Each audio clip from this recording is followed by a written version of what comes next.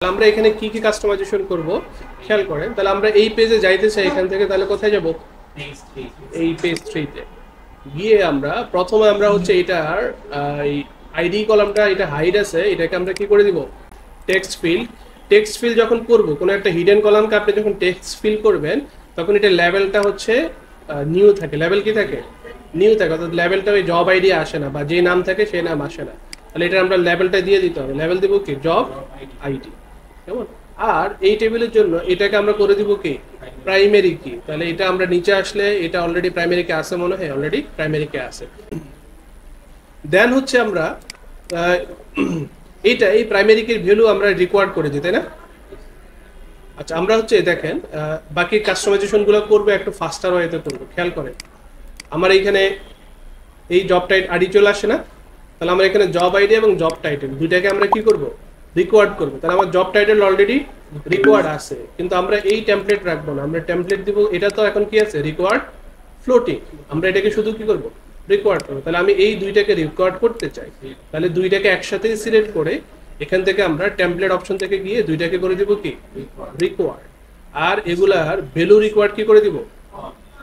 এটাতে মানে অফও না অনও না এরকম দেখাচ্ছে, মিনস কি একটাতে অন আছে একটাতে অফ আছে, দুইটাতে সেম জিনিস নাই। দুইটাতে যদি সেম জিনিস থাকতো তাহলে আইদার এটা অফ দেখাইতো অথবা অন দেখাইতো। এইটা খেয়াল করেন, এই দুইটাতে হচ্ছে ভ্যালু রিকোয়ার্ড কি আছে? অফ আছে। তাহলে এখানে দেখেন, এখন যদি আমরা আসি এখানে, এই যে দেখেন ভ্যালু রিকোয়ার্ড এই দুইটার জন্য কি আছে? অফ আছে। মানে মাঝখান বরাবর থাকবে, মানে কি আপনি যে কয়টা আইটেম সিলেক্ট করছেন ওই দুইটা আইটেমে সেম প্রপার্টি না, ভিন্ন প্রপার্টি। তাহলে আমরা এই দুইটা আইটেমে তো এখন কি করে দিব? সেম প্রপার্টি করে দিব, অর্থাৎ দুইটারই ভ্যালু রিকোয়ার্ড অন করে দিব। কেমন?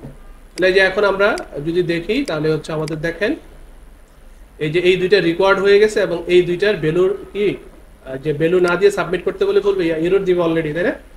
ওকে, তারপরে আসেন বাকি দুইটা তাহলে একসাথে ধরে আমরা কি করে দিব? অপশনাল। এখান থেকে টেম্পলেট অপশন কি করে দিব? অপশনাল। কেমন? এবার হচ্ছে আমরা এইখানে পেজ লেআউটে খেয়াল করেন, আমি ফাস্টার ওয়েতে কিভাবে কাজ করবেন সেটা দেখাচ্ছি। তাহলে আমাদের দুইটা রিকোয়ার্ড আর দুইটা কি হয়ে গেছে? অপশনাল হয়ে গেছে। আর আমরা জব আইডি জব টাইটেল এই দুইটাকে এক রোতে দেখাইতে চাই, মিন স্যালারি আর ম্যাক্স স্যালারি দুইটাকে এক রোতে দেখাইতে চাই। তাহলে আমার কি করতে হবে? খেয়াল করেন, এই যে এদিকে খেয়াল করেন, আমার এই জব টাইটেল এটাকে যদি আমি স্টার্ট নিউ রো অফ করে দিই তাহলে এটা কি হয়ে যাবে? উপরে এই যে খেয়াল করেন উপরে নামে চলে আসছে কিনা। আবার হচ্ছে আমার এইটাকে যদি এইটার ওই সাথে উপরের লাইনে নিতে চাই তাহলে এটাকেও কি করতে হবে? স্টার্ট নিউ রো অফ করতে হবে। তাহলে আমি এই দুইটা কাজ একসাথে করবো কিভাবে? এই দুইটাকে মানে এইটা বাদ দিয়ে আর এটা বাদ দিয়ে এটা আর এটাকে একসাথে সিলেক্ট করে স্টার্ট নিউ রো কি করে দিব। তাহলে দেখেন এই দুইটাই একসাথে চলে আসছে। তাহলে দেখেন এই যে আমাদের এই ফর্মটা খুব সুন্দর করে এখন কি হয়ে গেছে? ডিজাইন হয়ে গেছে। এই যে এটা এই রোতে আর এই দুইটা এই রোতে। কেমন? এটা গেল আমাদের হচ্ছে ডিজাইন পার্ট। আমরা এখানে আরেকটু কিছু ডিজাইন করতে পারি, সেটা হচ্ছে ধরেন আমাদের এখানে যে বাটনটা আছে এই বাটনটাতে আমরা একটা আইকন দেখাতে চাই। তাহলে আমরা কুইক এডিটে গিয়ে এখান থেকে সরাসরি এই বাটনের এডিটে চলে যাই। তাহলে এই বাটনের এখান থেকে আমরা এটার এখন টাইপ হচ্ছে কি? টেক্সট। এটাকে করে দিব টেক্সট উইথ আইকন। তারপরে এখানে ধরেন এইটার সাথে একটা আমরা আইকন দেখাইতে চাই, তাহলে এখান থেকে একটা অ্যারো আইকন নিয়ে নিই,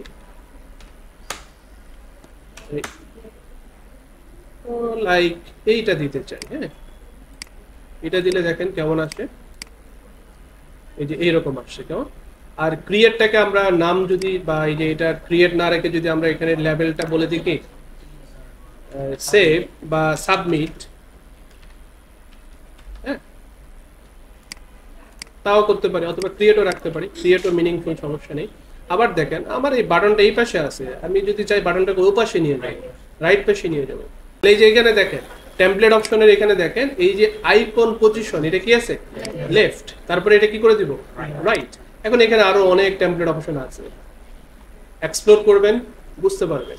কেমন? আর যদি এক্সপ্লোর না করে শুধু যাই দেখছি তাই গিলবো তাহলে বুঝতে পারবো না। কেমন? তাহলে দেখেন এই যে আইকনটা কোথায় চলে আসছে? রাইট সাইডে। তাহলে রাইট সাইডে আসাতে একটা সুন্দর দেখাচ্ছে না? বুঝাচ্ছে যে কি যে সাবমিট করলে ওই পজিশন চলে যাবে আর কি। হ্যাঁ, একটা ইন্ডিকেটরের মতো দেখাচ্ছে আর কি। হ্যাঁ, যেমন আমরা একটা টেস্ট ডেটা দিয়ে দেখি, কারণ আমরা একটা জব আইডি দিলাম ধরেন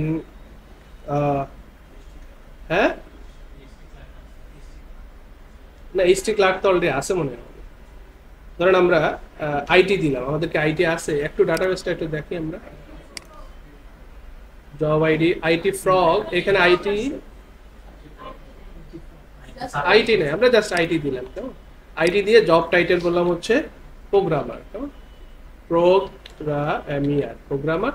মিন স্যালারি ম্যাক্স স্যালারি আপাতত দিলাম না, কেন দিলাম না সেটা আমরা পরে দেখব। সাবমিট করলাম। হ্যাঁ, তাহলে দেখেন এই যে, আর এর আগে আমরা যে এই যে প্রোগ্রামার এখানে চলে আসছে কিনা, আসছে। জব আইডিটা এখানে এখন শো করছেন, আমরা নিয়ে আসবো। তাহলে এই যে এটা থেকে সেভ করে যেটাতে চলে আসে, এটা যে রিফ্রেশ হয়েছে, এই কাজটুকু আমাদের কি করতে হয় নাই, করতে হয় না। ওই যে এখানে একটা ডাইনামিক অ্যাকশন আমরা বানাইছিলাম না, এই যে এই পেজে 2 নাম্বার পেজে, এর আগে আমরা ডাইনামিক অ্যাকশন বানাইছিলাম। তাহলে দেখেন এখানে এই যে ডাইনামিক অ্যাকশনটা অলরেডি তৈরি হয়ে গেছে। এটার কাজ কি, রিফ্রেশ। কাকে রিফ্রেশ করবে, রিজিয়নকে। কোন রিজিয়নকে, জবস রিজিয়ন। তাহলে এই যে ওই ইনক্লুড ফর্ম পেজ করছি, যার কারণে কি হয়ে গেছে, আরো অনেকগুলা কাজ অটোমেটিক হয়ে গেছে। আর এখানে যে এই কিছু আমরা এই পেজে যে ক্রিয়েট আপডেটের প্রসেস তৈরি হয়, এগুলো কিভাবে হয় সেগুলো তো অলরেডি আমরা জানি, তাই না? এই যে এখানে একটা প্রসেস তৈরি হয়, ফর্ম ইনিশিয়ালাইজেশন, কি বলে, অটোমেটিক রো ডিএমএল। আর একটা এখানে রেন্ডারিং ট্যাবে একটা প্রসেস তৈরি হয়, ফর্ম ইনিশিয়ালাইজেশন প্রসেস, কেমন, তাই না? এগুলো তো আমরা দেখছি অটোমেটিক তৈরি হয়, কেমন। তারপরে ক্লোজ ডায়ালগ, আমার এই যে মডেল ডায়ালগটা ক্লোজ করার জন্য একটা প্রসেস তৈরি হয়ে গেছে। হ্যাঁ, এগুলো কোন পেজে তৈরি হয়েছে, এই যে form page. Don't forget to like and subscribe.